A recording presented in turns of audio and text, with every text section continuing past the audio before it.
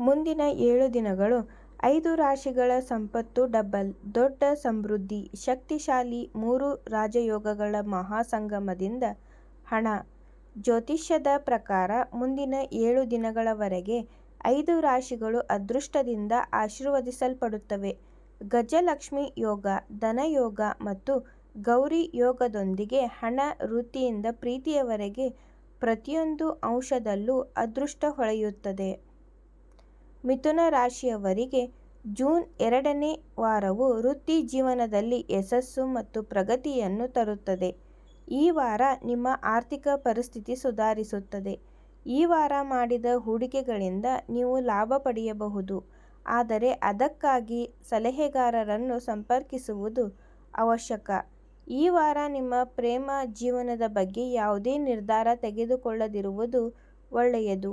ನಿಮ್ಮ ಕುಟುಂಬ ಜೀವನವು ಸಂತೋಷ ಮತ್ತು ಸಂತೋಷದಿಂದ ತುಂಬಿರುತ್ತದೆ. ನೀವು ಧಾರ್ಮಿಕ ಕಾರ್ಯಕ್ರಮದಲ್ಲಿಯೂ ಭಾಗವಹಿಸಬಹುದು. ಸಿಂಹ ರಾಶಿಯವರಿಗೆ ಹಣಕಾಸಿನ ವಿಷಯದಲ್ಲಿ ತುಂಬಾ ಅನುಕೂಲಕರವಾಗಿರುತ್ತದೆ. ಆರ್ಥಿಕ ಲಾಭದ ಸಾಧ್ಯತೆ ಹೆಚ್ಚು.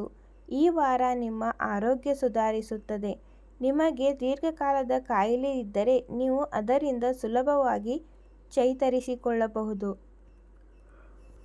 ನಿಮ್ಮ ಪ್ರೇಮ ಜೀವನವು ಮೊದಲಿಗಿಂತ ಉತ್ತಮವಾಗಿರುತ್ತದೆ. ನಿಮ್ಮ ಸಂಗಾತಿಯಿಂದ ನೀವು ಬಹಳಷ್ಟು ಪ್ರೀತಿಯನ್ನು ಪಡೆಯುತ್ತೀರಿ.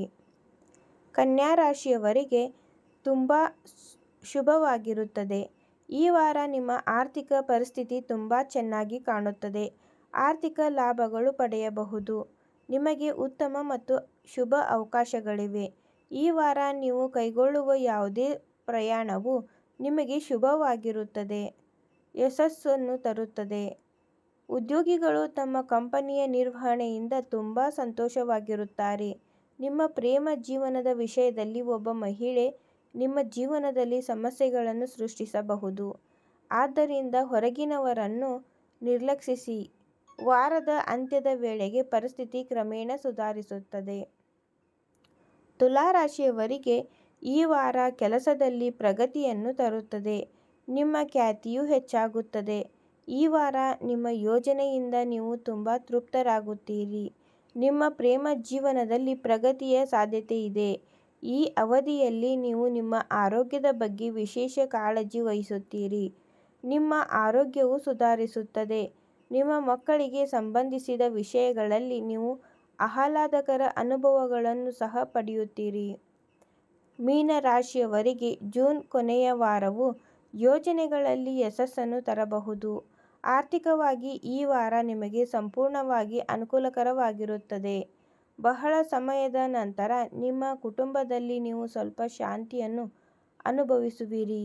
ನಿಮ್ಮ ಕುಟುಂಬದ ಪ್ರತಿಯೊಬ್ಬರೂ ನಿಮ್ಮನ್ನು ಬೆಂಬಲಿಸುತ್ತಾರೆ ಮತ್ತು ಅವರೊಂದಿಗಿನ ನಿಮ್ಮ ಸಂಬಂಧವು ಸೌಹಾರ್ದಯುತವಾಗಿರುತ್ತದೆ. ಈ ವಾರ ನಿಮ್ಮ ಆರೋಗ್ಯವು ಕ್ರಮೇಣ ಸುಧಾರಿಸುತ್ತದೆ. ವಾರದ ಕೊನೆಯಲ್ಲಿ ಯಾವುದೇ ನಿರ್ಧಾರಗಳನ್ನು ತೆಗೆದುಕೊಳ್ಳುವ ಮೊದಲು ನಿಮ್ಮ ಆಂತರಿಕ ಧ್ವನಿಯನ್ನು ಆಲಿಸಿ.